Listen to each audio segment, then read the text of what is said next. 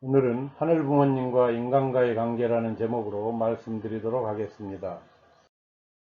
먼저 훈독하겠습니다.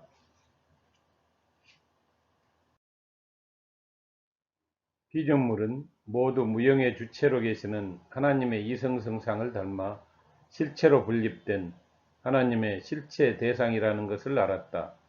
이러한 실체 대상을 우리는 개성 진리체라고 한다.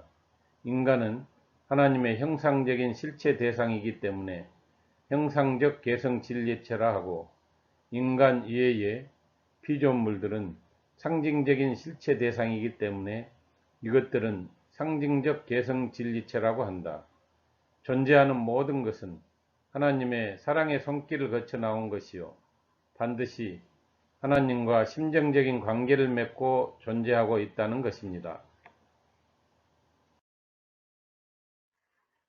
본문에 들어가기 전에 여기 행복은 고마운 마음을 품고 사는 것이라는 좋은 내용이 있어서 발췌해 보았습니다.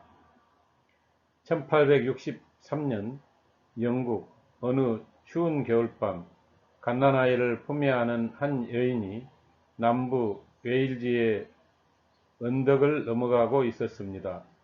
갑자기 세찬 눈보라가 몰아닥쳐 더 이상 걸을 수가 없었고, 아무리 외쳐도 도와줄 사람조차 나타나지 않았습니다. 다음날 한 농부가 건초더미를 짊어지고 그 눈 쌓인 언덕길을 넘고 있었습니다. 농부는 언덕의 한 움푹한 지점에서 이상한 형태의 눈더미를 발견했습니다. 그 눈더미를 헤치자 그 속에는 알몸으로 얼어 죽은 한 여인이 있었습니다. 여인의 품에는 그녀의 옷으로 감싼 무언가가 안겨 있었는데, 농부가 옷을 헤치자 아직 숨을 헐떡이는 갓난아이가 있었습니다. 여인은 추위 속에서 자신의 옷을 하나씩 벗어 아이를 감싸고 자신은 알몸으로 숨을 거뒀던 것입니다.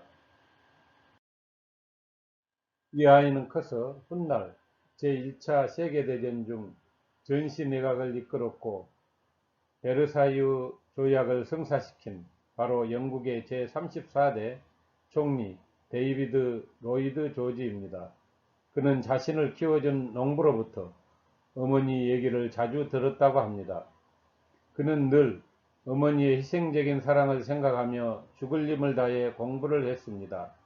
아무리 추워도 따뜻한 옷을 입지 않았고, 맛있는 음식도 배불리 먹지 않았으며, 아무리 피곤해도 하루 5시간 이상 잠을 자지 않았습니다. 그리고 나태해진다는 생각이 들 때면 웨일즈 언덕에 올라 눈보라 속에서 자신을 살리기 위해 옷을 벗어 감싸주신 어머니를 생각했습니다. 그의 마음은 일생 동안 어머니에 대한 고마움과 그 사랑에 보답하고자 하는 간절함으로 가득 차 있었습니다. 행복한 상태란 과연 무엇일까? 대부분의 사람들은 이에 대해 육신의 안락함과 풍요로운 현실을 위주로 생각하지만, 보다 주체적인 것은 마음의 행복입니다. 마음속에 고마운 마음, 감사한 마음이 가득 차 있는 사람은 행복한 사람입니다. 그래서 성서 데살로니가전서 5장 16절 이하에는 범사에 감사하라고 했습니다. 행복해지려면 마음부터 바꿔야 합니다. 영국의 제34대 총리 데이비드 로이드 조지는 가장 불행한 시대에 가장 불행한 자리에서 태어났지만, 항상 어머니에 대한 고마운 마음으로 가장 행복하게 훌륭한 삶을 살았던 것은 항상 어머니에 대한 고마운 마음으로 살았기 때문이라고 봅니다. 그렇습니다. 우리는 영원한 하늘 부모님께서 자녀되는 우리 인간을 창조하실 때 얼마나 큰 희생적 사랑에 의해서 창조했는가 하는 고맙고 감사한 마음을 가져야 하겠습니다. 그런 의미에서 먼저 본문에 들어가기 전에 오늘 설교 제목이기도 한 하나님과 인간과의 관계인 전유상 강사의 10분 원리 강의를 시청하도록 하겠습니다.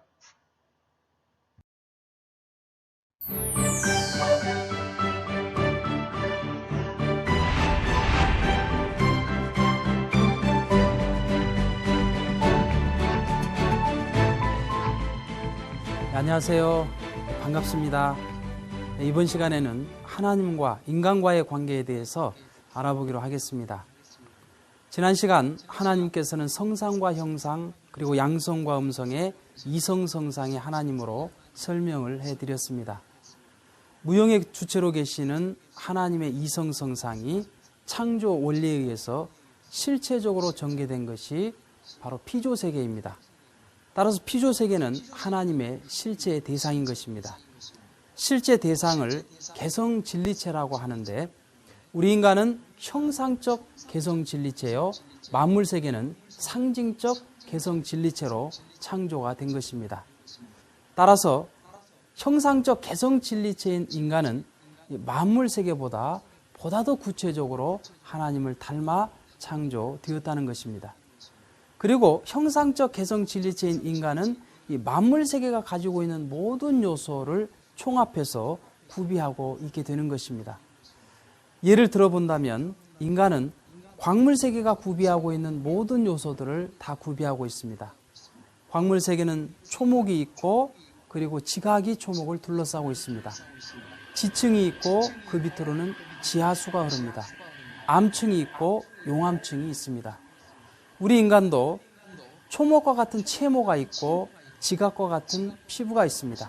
그리고 지층과 같은 근육이 있고 지하수와 같은 혈관이 흐릅니다. 암층과 같은 골격이 있고 용암층과 같은 골수가 존재하고 있는 것이죠.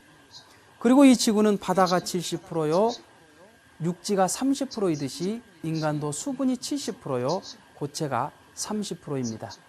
5대양 6대주로 되어 있는 것처럼 우리 인간은 5장육부로 되어 있습니다.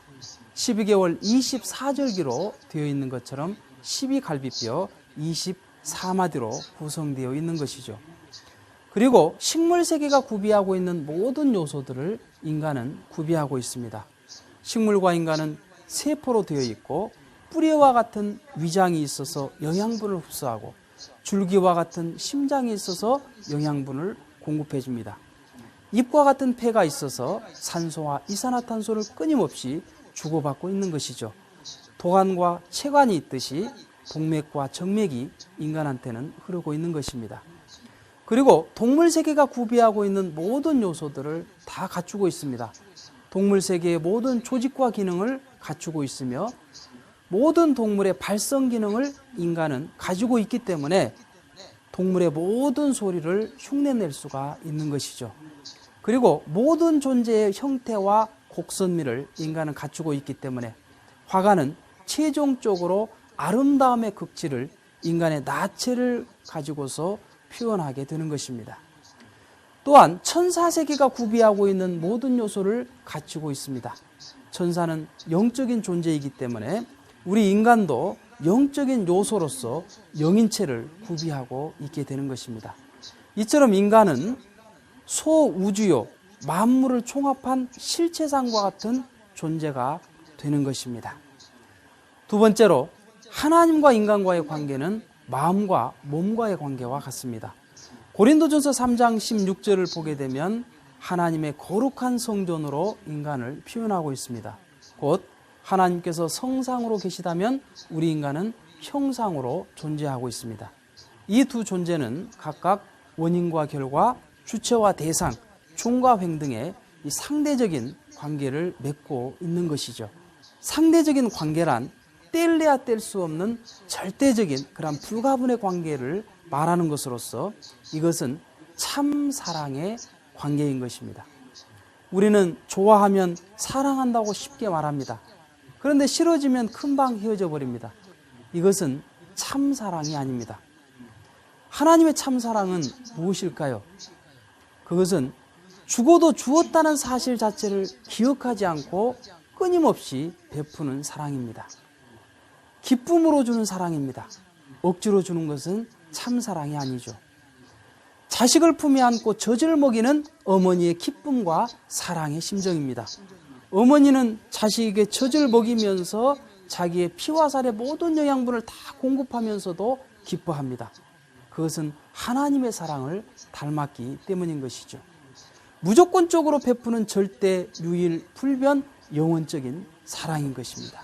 조건이 없이 영원한 사랑인 것이죠. 그리고 공익성을 띤 무형의 질서요, 평화요, 행복의 근원이 참사랑인 것입니다. 이렇게 하나님과 인간이 참사랑의 관계라면 이 두 관계를 보다 더 밀접하게 말해줄 수 있는 그 관계는 어떠한 관계일까요? 바로 하나님과 인간과의 관계는 부모와 자녀와의 관계인 것입니다. 하나님께 이 우주의 중심이 무엇이냐고 한번 기도해 보십시오. 그러면 하나님께서는 이 우주의 중심은 나와 네가 부모와 자녀와의 관계다라는 답을 해 주실 것입니다. 여기에서부터 모든 우주의 비밀이 다 풀려나는 것입니다. 하나님께서 이 만물 세계를 창조하신 목적, 그리고 이 우주를 창조하신 목적은 우리 사랑하는 인간을 위한 사랑의 교제요, 사랑의 박물관이요, 사랑의 선물로 주신 것이다 하는 것을 깨닫게 되는 것입니다. 성서 66권의 그 핵심적인 내용이 무엇이냐? 그것은 하나님께서 우리 인간의 부모다라는 사실을 밝히는 내용인 것입니다. 그렇기 때문에 하나님과 인간과의 관계는 참 사랑, 참 생명, 참 혈통의 관계인 것입니다.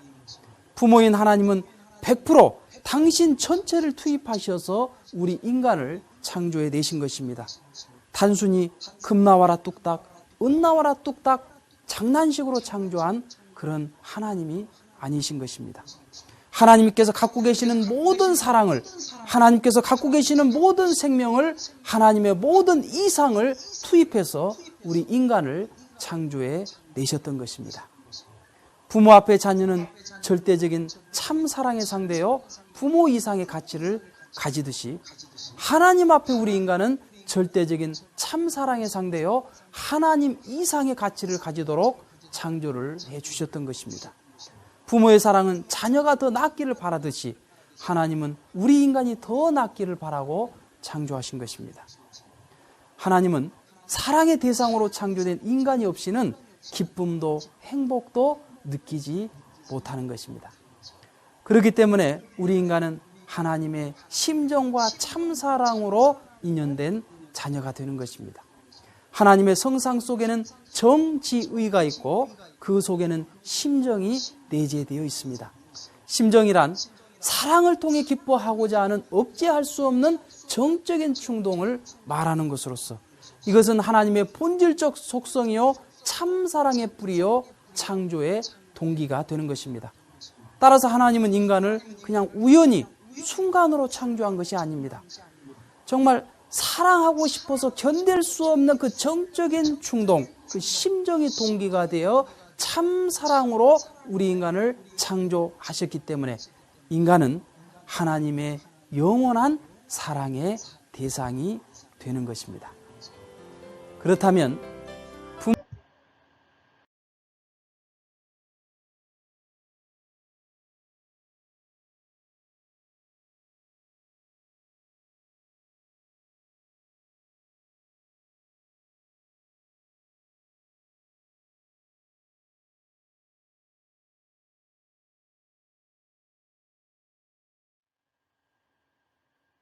시청하신 원리 강의 동영상을 통해 우리는 하늘 부모님과 인간과의 관계에 대해 알아보았습니다.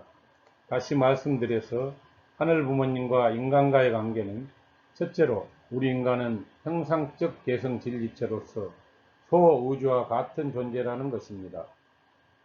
둘째로 마음과 몸의 관계로서 참사랑의 관계라는 것입니다. 마지막 세 번째로는 부모와 자녀와의 관계로서 하늘 부모님의 심정과 참사랑으로 인연된 자녀라는 것을 알게 되었습니다. 그렇다면 이와 같은 하늘 부모님과 인간과의 관계를 지금부터 말씀으로 본 통일원리 책자에 나와 있는 참 부모님 말씀을 중심으로 알아보도록 하겠습니다. 함께 훈독하도록 하겠습니다. 천지 만물은 하나님을 닮았습니다. 만물은 하나님을 상징적으로 닮아났습니다. 사람은 하나님을 형상적으로 닮아났습니다. 하나님은 실체 자체입니다. 실체를 중심 삼고 사람은 형상적으로 닮아나야 되고 만물은 상징적으로 닮아나야 됩니다. 하나님이 지으셨다면 그래야 됩니다. 하나님은 하나님의 법도를 중심 삼고 영원한 사랑을 지닌 전지전능하고 무소부재한 분으로 계십니다.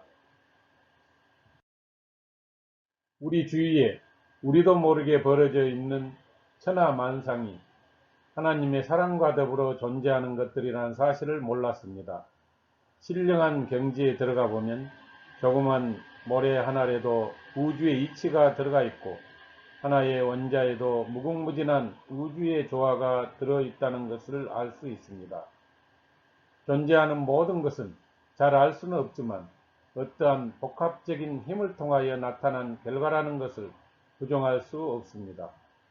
분자를 지나 원자, 원자를 지나 소립자 같은 것들이 무의식적으로 존재하는 것이 아니라 어떠한 의식과 목적을 갖추고 존재하는 것입니다.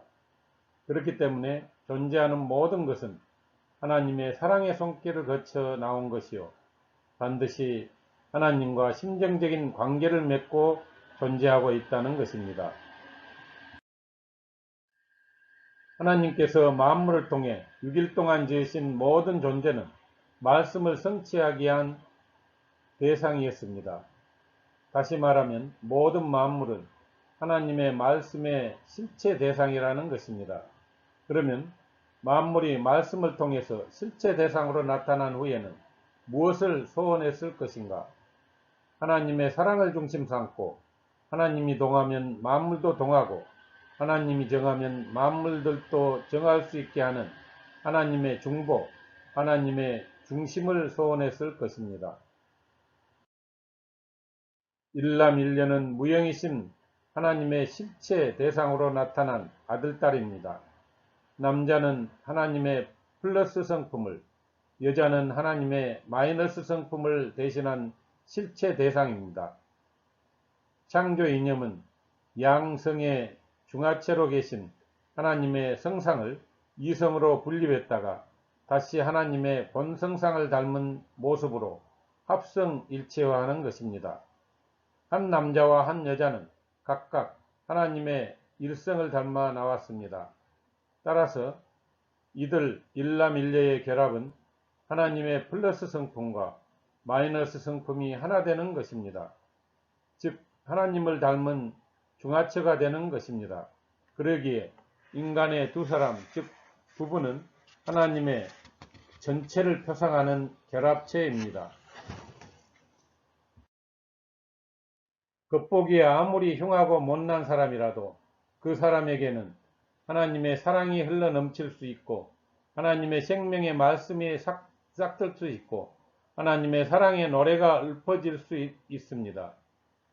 타락한 인간으로서는 꿈에서도 상상할 수 없을 정도로 고차적인 하나님을 중심 삼고 고귀한 가치를 지닌 인간인 것입니다. 우리는 그러한 사실을 알아야 됩니다. 그런 모습은 한 개인의 모습이로되 하나님은 그를 우주를 대표한 모습으로 보지 않을 수 없었다는 것입니다. 왜냐? 모든 신경을 집중해서 온갖 정성을 들여 지으셨기 때문입니다. 그러한 인류 시조의 모습이었습니다. 주위에 지어진 모든 만물은 인간에게 있어서 하나의 자극적인 상징체였습니다. 들려오는 새소리는 아담의 심정을 울려 파동시킬 수 있는 하나의 동기였습니다. 나비나 벌, 그 이외의 모든 만물을 아담 헤아를 사랑하지 않을 수 없는 하나의 상징적인 자극적인 상징체로 지었다는 것입니다. 불어오는 바람도 흘러가는 물도 들에 있는 풀 한 포기도 모두가 아담 헤아를 사랑한다는 그 실체의 표상체로서 지으셨습니다. 인간을 만물의 중심으로 두시고 지으셨다는 것입니다. 이러한 인간의 자리가 얼마나 복된 자리입니까? 하나님이 보시기에 사랑스러운 인간이었고 하나님의 품에 품고는 영원히 놓지 않고 싶었던 인류 시조였습니다. 하나님이 자신의 모양을 실체화시킨 것이 우주입니다. 다시 말하면 하나님이 생각하는 것을 그냥 그대로 실현화시킨 것이 만물의 창조이기 때문에 우주는 하나님을 닮게 된 것입니다. 그렇기 때문에 어떤 물건을 보더라도 거기에는 하나님의 성품이 들어가 있습니다. 이렇게 보게 될 때 우주는 하나님이 지은 창조물이지만 전체를 두고 볼 때는 하나님의 한 대상적인 존재라는 것입니다. 그렇습니다. 이 우주는 참사랑의 근원 대신 하늘 부모님께서 영원한 자녀되는 우리 인간, 즉 나를 위해 창조하셨다는 것을 알아야 합니다. 그런 의미에서 여기 나는 생각하는 우주다를 함께 시청하도록 하겠습니다. 미국의 작가 폴 호케는 이런 말을 했었다. 하늘의 별이 1000년에 한 번 나타났다면 사람들은 모두 모여 별을 바라보고 황홀경에 빠졌을 것이다. 하지만 별은 매일 밤 하늘에 떠 있고 사람들은 TV를 본다. 그대는 밤하늘에서 무엇을 보는가? 나는 나를 만들어준 아빠를 본다. 아빠! 고개를 들어 하늘을 보자. 그리고 한 변이 1mm 정도 되는 작은 사각형을 만들어 보자. 사실 이것도 너무 크다. 바늘이 있다면 팔을 쭉 뻗어 하늘에 대보자. 저 바늘구멍으로 무엇이 보이는가? 시력이 1.0도 되지 않는 나에겐 당연히 시커먼 하늘밖에 보이지 않는다. 그렇다면 세상에서 제일 좋은 눈으로 이곳을 바라본다면 뭐가 보일까? 허블 망원경이라고 들어봤을 것이다. 영화 그래비티에서 등장하기도 했던 거대 망원경으로 천문학에서는 없어서는 안 되는 13.2m의 우주 망원경이다. 허블 망원경은 1990년 처음으로 우주에 있는 천체를 관찰하기 위해 궤도에 올려졌다. 말 그대로 별을 관찰하기 위해 별에 초점을 맞췄고 행성을 관찰하기 위해선 행성에 초점을 맞췄다. 그러다 1993년 로버트 윌리엄이라는 야망찬 천문학자가 허블 망원경의 총책임자에 자리하게 되면서 처음으로 천체가 아닌 다른 곳에 관심을 갖기 시작한다. 그가 보고 싶어 했던 것은 별도 아니고 행성도 아니고 은하도 아니었다. 그의 관심은 저 검은 하늘에 있었다. 근데 이건 미친 생각이었다. 수조원이 들어간 망원경인데다가 이렇다 할 결과물이 안 나와 언론에서는 강한 질타를 하고 있었고 하루빨리 무엇인가를 촬영해 성과를 보여줘야 하는 상황이었기 때문이다. 게다가 전세계 천문학자들이 앞다퉈 사용하고 싶어하는 이 망원경으로 빈 공간을 보겠다니. 그러나 로버트 윌리엄은 굳은 신념을 가지고 마침내 결정을 내린다. 1995년 그가 이끄는 허블 망원경 팀은 처음으로 저 검은 하늘을 내다본다. 아무것도 없어 보이는 저 하늘로 망원경을 돌리고 최대한 멀리 보기 위해 바늘구멍만한 면적에 초점을 맞춘다. 그리고 장작 10일 동안 저곳에서 나오는 빛을 모두 모아 이미지 촬영을 한다. 그리고 그렇게 나온 결과가 세상을 충격에 빠뜨린다. 왜냐하면 저 작은 하늘에서 3000개의 은하가 찍혔기 때문이다. 허블 망원경이 촬영한 이 사진에서 앞에 있는 별 몇 개를 제외하고 반짝이는 모든 점이 다 은하다. 정말 경악스러운 사진이었다. 혹시 우리가 조금 특이한 부분을 촬영한 건 아닐까? 다른 곳을 촬영하면 다른 결과가 나오는 건 아닐까? 믿기 힘든 결과에 허블 망원경 팀은 이곳도 촬영해보고 저곳도 촬영해보았지만 결과는 모두 같았다. 세상에서 가장 좋은 눈으로 먼 곳까지 볼 수 있게 되자 검은 하늘에서 은하가 빼곡하게 나타났던 것이다. 그리고 이 사진은 2014년 처음으로 대중에게 공개된 사진이다. 장작 4개월 동안 촬영한 이 사진에는 은하가 무려 10,000개가 찍혀있다. 저 작은 점 하나하나가 모두 은하다. 그리고 재미있는 건 저 은하 하나에 대략 2,000억 개의 별이 있다는 사실이다. 지구는 별이 아니다. 태양이 별이다. 저 넓은 하늘에서 고른 바늘구멍, 그 안에 10,000개의 점, 그리고 그 안에 2,000억 개의 별. 이게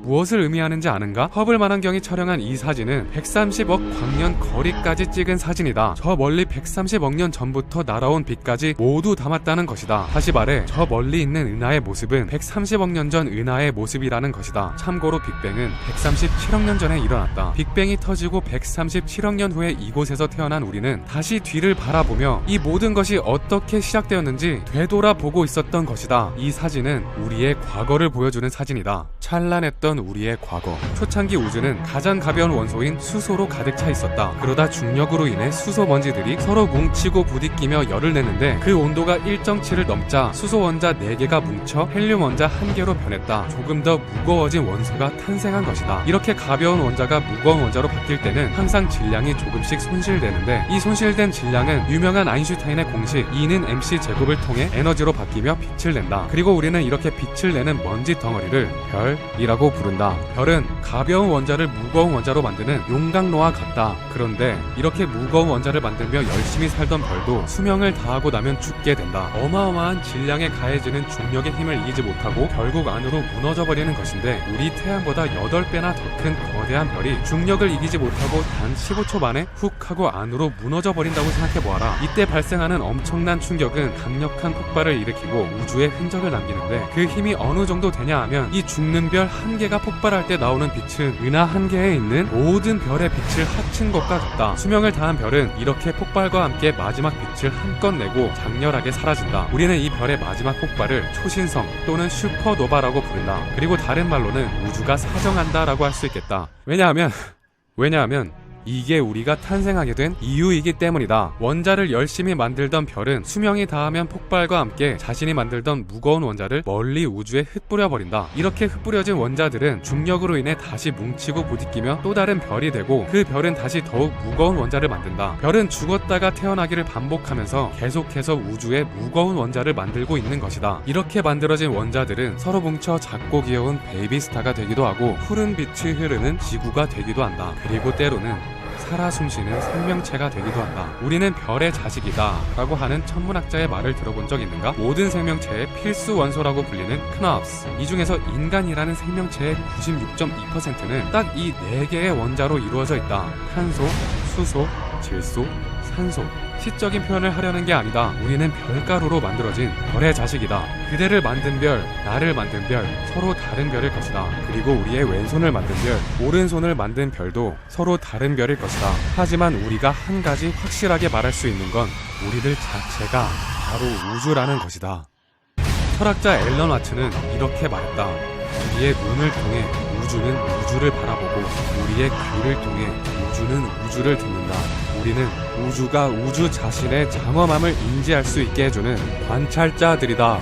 우리는 우주다. 별의 죽음으로 태어나 과학이라는 도구를 이용해 우주를 관찰하고 상상하며 내가 어디에서 왔고 이 세상은 무엇이고 나는 이제 어디로 가는지 생각하는 우주.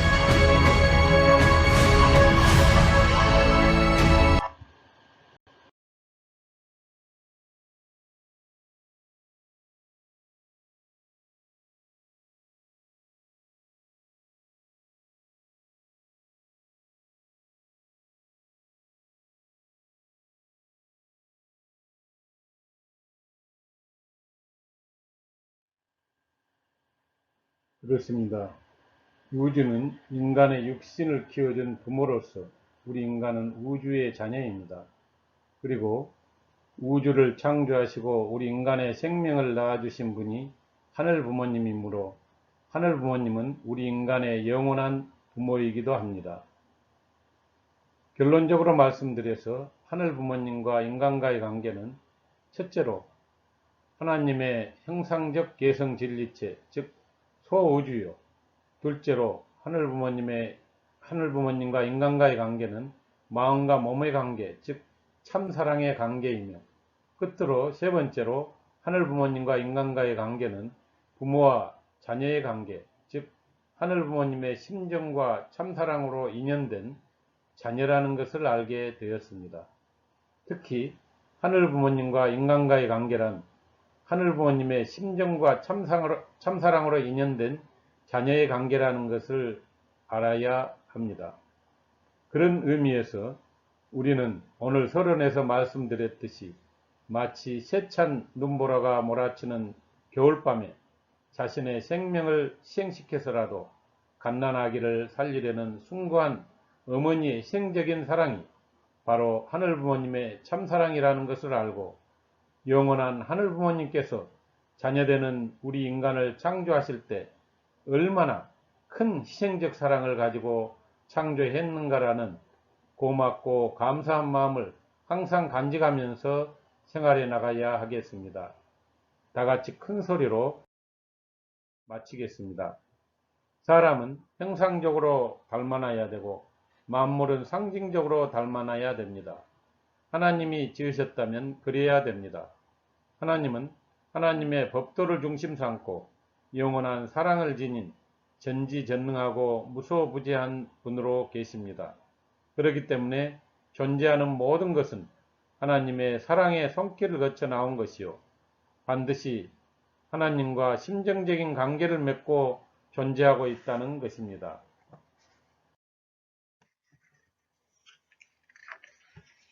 이것으로 하늘 부모님과 인간과의 관계라는 제목의 말씀을 마치도록 하겠습니다. 감사합니다.